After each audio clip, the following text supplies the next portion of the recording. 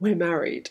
Oh my goodness. And I was just like, I can't believe it either. But then it was like back to like, you know, being like just calm and like collected and all bridal. You can be left feeling really heartbroken. I believe that you can have your heart broken in a relationship, in a marriage. You have family, friends, me time, husband and wife time, and then their family time usually. So that's 2 extra slots that you've had to fill into your life.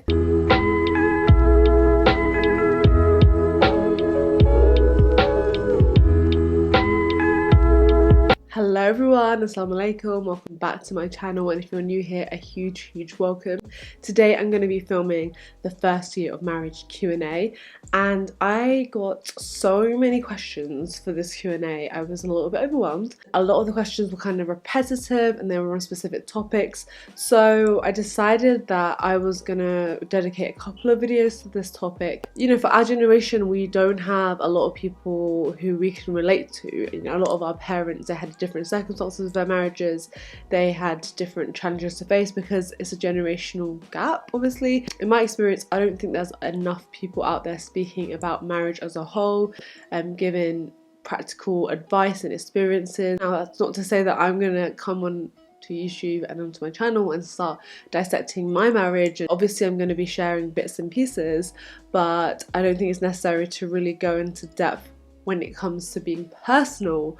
But in terms of starting a conversation with you guys about this, especially for those of you who aren't married, I hope this will be a place for you guys to be able to come and gain valuable insight and information, and also feel like I'm like a sister to you, like you girls out there, and I hope that I am able to answer some of your questions and your queries, etc. First of all, I just want to make this really clear. I've just been married for 1 year. I'm not an expert on this. I have not studied a course on marriage, which probably would be a good idea actually, to be honest. This is not like my Teacher Talk Tuesday videos where I'm talking about something that I am actually qualified in. I'm just like your average girl, you know, I'm your average Muslim girl who has got married recently, and my life's kind of changed a lot, and so, you know, I feel like I've got some insight to be able to give. Those of you who are married already, I would love for you to join the conversation, participate as well, and I will, especially in the videos to come after this Q&A, I will be doing a lot of back and forth with you all on Instagram, where you can give your input in, and then it'll be like a little community for us all. Every single time I ask you what kind of videos you want to see, at least 30% of you tell me we want to see more marriage videos. We'd love to hear more tips about marriage. What is it like doing this? What's it like doing that? How did you feel with this? What advice would you give for this? So again, disclaimer, I am not an expert. I did not have the perfect marriage. There's no such thing. I don't have the perfect relationship. There's no such thing. I'm not the perfect wife. There's no such thing.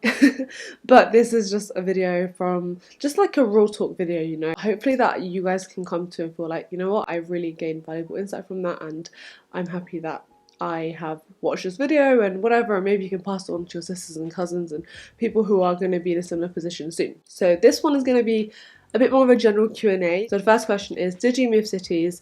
And if so, how did you deal with the transition? Yeah, so when I first got married, I got married in December 2018, and at first Iqra moved cities to me, so he came and lived where I was living in Buckinghamshire, and that's because I am a primary school teacher, and at the time I was working in a school. I didn't want to give up my contract. I wanted to at least complete my 2 years of post-grad teaching experience, so that was something that was really important to me. We discussed that, and I knew that if I was to move to Scotland, then it would be very difficult for me to be able to get back into teaching straight away, and I was right. It's been very hard to do that, even though I've been here now for a couple of months. But anyway, so Iqra moved to my city first, and we lived there for about 7 months, and it was honestly amazing. We had our own little apartment. It was so nice. We had a really good experience of living alone, and we were able to grow as people and as a very newlywed couple hugely. You know, we had experience of paying bills and experience of maintaining a small little house. It was a 2-bedroom apartment, kitchen, bathroom, 2 toilets, and the independence that came with it was amazing, but the responsibility that came with it was so valuable. And so we decided to stay in a little apartment that was very close to my parents' house. So that was amazing because a lot of the times we would go and eat with them. It'd be like the social interaction with my family, and also I wouldn't have to come back from work and cook. And I think that if that had been the case, where I was working full-time straight after getting married and I was cooking and like cleaning and, you know, all the other responsibilities, I think that would have been very, very difficult. So alhamdulillah, I'm so grateful that we were able to start our marriage off in that beautiful way. And then unfortunately circumstances just changed. I obviously left my job, but we were planning to move to the Middle East. That is still in our plan somewhere, but only Allah knows like when and if that will happen. Inshallah that will happen. But yeah, circumstances changed because the school that I was with, I will leave the video up here actually. You know what, I don't have time to go into it, but the video is here. And so yeah, we then ended up moving to Scotland. So in September we moved to Scotland, and we are now currently living with my in-laws in the house that Iqra grew up in. And yeah, it's going well so far. But in terms of the transition, moving from England to Scotland, moving from my hometown to his hometown, I would be absolutely lying if I said I had found it easy. I've done a whole get ready with me video here, the hardest thing about marriage, and that's going to be here so you guys can watch that in your own time. It's definitely not easy, and I think the reason for that obviously is because everything in your life changes. You don't just move house. Like if you're moving from like one part of your town to another part, you're moving to a whole different town.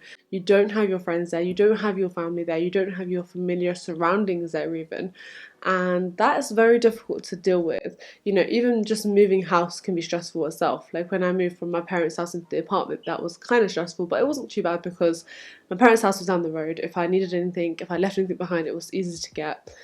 This was a big change, a big transition, and I have spoken about it a little bit on my channel already, so I will leave all these videos down below as well. But yeah, it's definitely not easy, and the way I dealt with it essentially was I allowed myself to kind of grieve the change. When I felt sad, I would cry. When I felt anxious, I would speak to my husband, or I speak to family members or friends. And there were some days when I just, especially because I literally lost my whole routine. I wasn't working full-time suddenly, from going from working full-time in July to then September not having a full-time job. And whilst at first it was really great, it was really freeing, I was really enjoying the break from teaching, I definitely fell into this sort of rut of, oh my goodness, despair, what do I do? Like this is not me.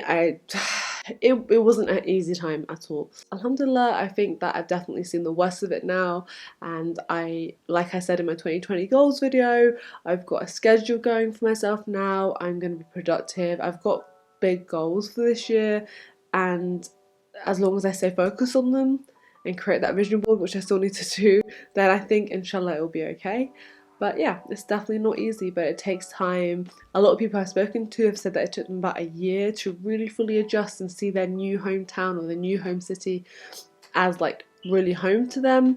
And already I can see elements of that. Like I can really see, like when I go to my family, I do miss this place, I do miss my family here, I do miss like the friendship group we've got here.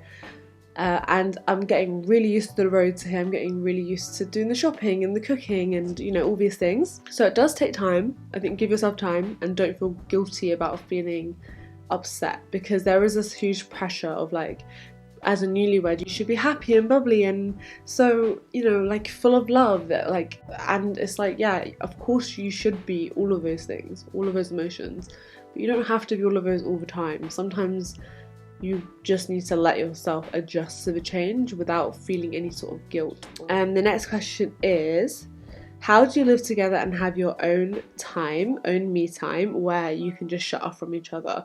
That's a really, really good question. And it's funny because when we first got married, we got married in London and then we travelled to Scotland, and Waqar, like, because he's self-employed, he wasn't working for the first like 2-3 weeks. We just had that time to just settle into newlywed life and you know, for me to meet the family, and just it was a lovely time. But I remember like 2 days in, I just started feeling like, oh my gosh, I'm with you all the time. And like I was like, do you want to go out with your boys? Like, do you guys want to just meet up for a lunch or dinner or something? And he was like, oh, are you sure? Like, you sure that's going to be alright? And I was like, yeah, it's fine. And it's not that I was like bored of him or sick of him or anything like that. It was just, you do need your own me time. No matter how, you know, happy you are, no matter how in love you are, you need your me time for your sanity. So essentially, I guess the best way for me to answer this question, how do you live together and have your own me time, is having your own separate routines. So he has his own schedule, I have my own schedule. When I was working as a teacher, we were living back down south, it was pretty easy because I would be at work for most of the day. So from about 7:30 till almost 6 o'clock in the evening, I would be at work. And even sometimes when I come home after we'd eat, I still have to be doing work stuff because that's just the life of a teacher. The work just never ends, unfortunately. But yeah, so the me time that we would have would, I mean, it is reduced. Your own selfish me time is reduced, and that's something that's kind of like a bit of a sacrifice of marriage, especially when you live like near or with family. Your me time is reduced because suddenly when you're married, you don't just have like family, friends and me time. You have family, friends, me time, husband and wife time, and then their family time usually. So that's 2 extra slots that you've had to fill into your life. And I think it's just a balance. You just have to communicate. If you feel like you need a bit more time to do your own thing, like a face mask once a week, that is not too much to ask for. A bubble bath, a walk by yourself, do it. But make sure you communicate and make sure that, you know, you're not making it out to be a way that's their fault, you know? Like, it's just like, look, I'm used to having a bit of space by myself without any friends, without any family, without constantly being with the other person, so I just need to take a bit of a break. Now for me personally, like, because at the moment I'm like working from home and I'm just focusing on my different projects, my me time is during the day. So like in the morning when I wake up, I'll work out, I'll have a nice breakfast, I'll have a lovely shower. Like, that's, to me, that's me time. And then throughout my day, my schedule, I've scheduled like relaxation time, rest time, and that's time when I'll watch Netflix or I'll just be mindlessly scrolling through Twitter, you know, that sort of thing. So that's like my me time. With my husband, his me time is definitely after work in the evenings, after dinner time, when he'll go and sit with his friends. Sometimes I'll go with him, sometimes he'll go alone, and that's his me time. We just balance out. You have to just listen to your partner and ask them what their version of me time is, and that's usually you'll have a good idea of what that is before you get married. You should know, like, if your partner is very, very sociable and they spend a lot of time with their friends, or if they're actually more of an introvert and they spend more time sitting inside and like reading or drawing or writing or filming videos or whatever it is. Like, you have a good idea. So that shouldn't change that much after marriage, but like I said, you do have to factor in the fact that you don't just have your own family now, you have their family and you have their family habits as well to adjust to, and it works both ways, you know. So when we were living down south, my family eat dinner together every single day. Like, that's just a thing in our family, and it's not a thing in Iqra's family. So that was something he had to adjust to because he wasn't used to that. He was used to having dinner on his own timings and not necessarily having it in like such a social setting. And actually it's interesting now because now, like, we're living here, we've got a bit more of a structure and a routine going on in the house, and we are having dinner together more often as a family here in Scotland, and it's really nice, and I feel like everyone's feeling the positive benefits of it. But obviously at first that must have been a bit of a change to him. Like, it must have been a bit odd to not have that structure, but I think he did really enjoy it. I remember like the first 2 days that we didn't have dinner with my family, he missed them. And he was like, can we just go back and have dinner with them? And I was like, oh, well, I thought we could have just dinner us two, but that's fine. So yeah, you just adjust, you take each day as it comes. And the main thing really is communication. And in this like marriage talk series, you're going to hear that word a lot because communication is key, and communication is so easy to get wrong, trust me. And balancing teaching and responsibilities of marriage, was it easy, was it hard? At first I would say it was really hard because he knew I was a teacher, and I told him the hours and I told him how hard it is, but he didn't really feel the effects of it obviously until we were married and living together. So he was just shocked. He was like, I don't see you for like 14 hours in the day, but we're like married and we're supposed to be with each other a lot more, and it was hard to adjust to.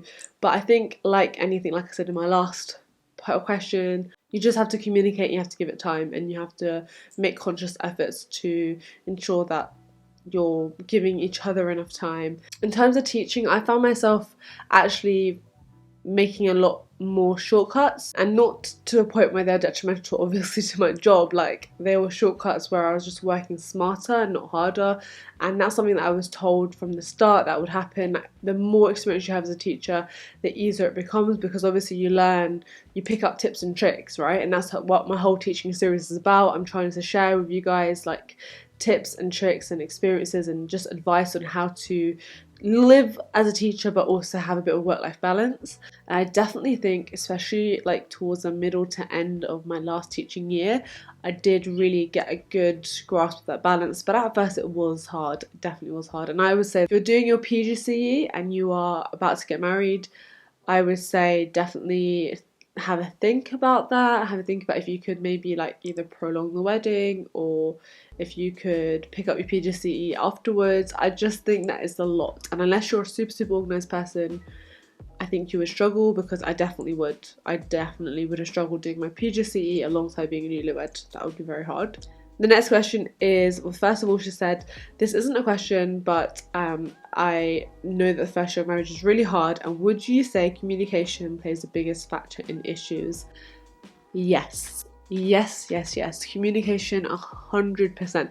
If I had £5 for every time I said to my husband, we just need to learn how to communicate better. If I had £5 for every time I said that word, I would literally be a millionaire right now. For real. Like, communication is the biggest issue, and the reason for that, honestly, is because men and women are different. We think differently, we are different, we don't have the same thought process, and so what might be obvious to me is not obvious to him, and vice versa, you know? And I think that has come up time and time again. So in answer to your question, yeah. Someone said, how has it been? How has the first year of marriage been? And honestly, the answer to that question is it has been an absolute damn roller coaster. It's been the best year of my life, along with the hardest year of my life. They literally, like, both at the same time. Most people are kind of in the middle, like me, who are so grateful to be married. Honestly, I cannot express to you how beautiful it is to be married, how beautiful it is to be with my soulmate, and to have my duas answered, and to have my best friend like there every day, to be able to see him every day, to be able to get advice from him, to share the good times, to share the bad times. But at the same time, it's definitely not a fairy tale, and that's kind of like my whole reasoning behind filming these videos. It's because this perception of like these really, really beautiful mashallah Muslim couples on Instagram, right? They look so happy and they look so cute together, and they look like life is just brilliant. And you know what? There are pockets of life which are, but the day-to-day is not like that. And the downtimes are not like that. And me and Iqra have had some pretty explosive arguments. I don't think he'd mind me saying that. We've clashed. We are both. So I'm the eldest in my family, and he is not the youngest, but he's a middle child, but he has like oldest child tendencies and traits. And so we're both stubborn. I definitely have taken a backseat in a lot of things in my life, which I'm grateful for, because I know he can sort them out, or I know that's his responsibility now, kind of thing. But at the same time, there's some issues where I'm just like, no, that's what I think, that's my opinion, and he'll give his opinion, and sometimes it can get a bit heated. And that's marriage. That is marriage, you know. There's no such thing as a marriage where there's no arguments. And I'm sure there are lots of marriages where there's minimal arguing, but that takes time usually to understand the other person. That takes patience, that takes maturity, that takes so much sabr, honestly, so much sabr. And sometimes it takes having a third perspective into the argument. Now, that's not to say that every time we have an argument, I go and run to my mom and I'm like, Mom, this is what's happened, da da da. Or even I like pick up the phone and call my friends down south, like, oh my god, I can't believe he's done. You know, like, no, that's not the case. But if you have one person who you know is going to give you a non-biased view, who you know is not too close to you both, like basically not family, but who cares for you both, and who you can sometimes, this is the key word here, sometimes go to for advice, then I would recommend it. Because I used to be, and Iqra is kind of still in this mindset of you should not share your issues with other people. And I think that that is true, but if you guys cannot see eye to eye and you've really tried, but it's just not working, and it's been like a day or two, I do think that having that third party, not even like coming between the both of you, but just for you to explain what's happened and for them to give you a perspective, I think that's really, really important and really valuable. And I think it's something that people kind of should do more. But it's obviously having those people is a big blessing in itself, because a lot of the times people are too close to you. And this is the thing, when you start sharing your issues, especially with family here, you guys are married, you guys love each other, inshallah you'll work it out, inshallah you will forgive and forget and you'll move on. But that family member is always going to have that in the back of their mind. They're always going to think, wow, so she said this to my son, or he said this to my daughter, and that's just unacceptable, you know? So you have to create some distance in terms of family, which I found hard at first because I'm quite open, you know? I like to share, I like to discuss, I like to get other people's perspectives, but this is something that within a marriage especially, it's really important to keep the number of people who you let in to the marriage to a very, very small minimum, and make sure that you can really trust them, but don't cut them out completely is what I'm trying to say. The next question is your best moment of being married so far. I love this question, but I actually don't know how to answer it because there's been so many like amazing moments, but I think the best moment for me, like, it's, if I'm being really honest, is obviously like when we had our nikah done on our wedding day. I signed my documents first in the bridal suite, and then he signed his on stage, and then everyone came and gave him a barak, and then it was like time for the bridal entrance. And I think the best moment was when I was walking with my dad and my mum, and it was like a little L shape. So we were walking up here, and before me had come like my cousins and like, you know, the kids and everything, and then it was us. And the moment we got to this bit and Waqar's here and I'm here, and I think that moment where we kind of just locked eyes for a second, and I just knew that he was just like, we're married, oh my goodness. And I was just like, I can't believe it either. But then it was like back to like, you know, being like just calm and like collected and all bridal and just, you know, quite serious as well, because it was such a highly emotional moment. Like I didn't know how I was going to react, to be honest. I didn't know if I was going to cry, I didn't know like what was going to happen, but just that feeling of, we've just signed our nikah, we've just made a promise to Allah that we are going to do our best to be the most amazing spouses for each other, and we're about to start the rest of our lives together. Like nothing will to me ever compare to that moment. It's kind of like, I guess, when you say I do, you know, in an English wedding ceremony, it's like that cementation of the marriage, and it's that first time that I looked at him as my husband, and it was, oh, I'm getting goosebumps now just thinking about it. So yeah, that probably like the very, very, very start of our marriage. And then in terms of like other moments, just the traveling we've been so blessed to do. Honestly, it's been amazing, like being on a plane together, like seeing different places together, meeting different people together, eating different food together, like just being able to live, like that's what I call my best life, being able to travel, because it's something that I wasn't able to do previously, but now I can, and it's amazing. Definitely like the first moment we were husband and wife, but then after that it has to be with the traveling. The next question is, how did you adjust to life after marriage? I think I'm going to be doing a separate video on this one as well, because it's quite a long topic and I don't want to go on for too long, but you just take each day as it comes, really. I would say like have a little bit of prep in mind, and like I said, I'll talk about that in another video. But yeah, take each day as it comes. Remember that you're going to make mistakes, he's going to make mistakes, that's part of life, but try and remember that you guys have been put in each other's lives for a reason. Allah Ta'ala wrote your names together many, many, many years before you were born, and this marriage thing, it's like I said, it's beautiful, but I truly believe that like marriage is a choice. I truly believe that you need to wake up every day and choose to love each other, and there's some days where you're gonna feel stressed because of work, you're gonna feel upset because of grief, or you're going to just feel like you don't have time to be showing that love. But it's really important. Yes, you have to give yourself time to get over those other emotions and to get through those emotions, but it's really important that you don't forget to show that love, you know, and choose to show that love, because that's kind of what helps the love grow between you. And especially like after arguments and things, like you can be left feeling really heartbroken. I believe that you can have your heart broken in a relationship, in a marriage. And I'm not talking about like big things. Like for me, like obviously a deal breakers would be like cheating, like that's it. Like the marriage would be done. Domestic abuse, no, like that's it. I wouldn't stand for that. He wouldn't stand for that. If it was vice versa. But I'm not talking about those sort of things, but I'm just saying, like, when you have certain arguments, it can really go deep and it can really hurt.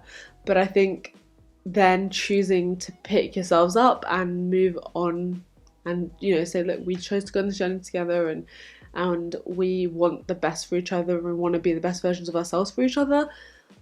That is, yeah, something you have to work on, and you have to cherish basically, and love and build and grow. And it's like when you get married, you guys are just a tiny little seed, and this is what I mean by like showing love and stuff. You have to keep watering the seed, make sure it's getting sunlight, and make sure you're attending and caring to your marriage.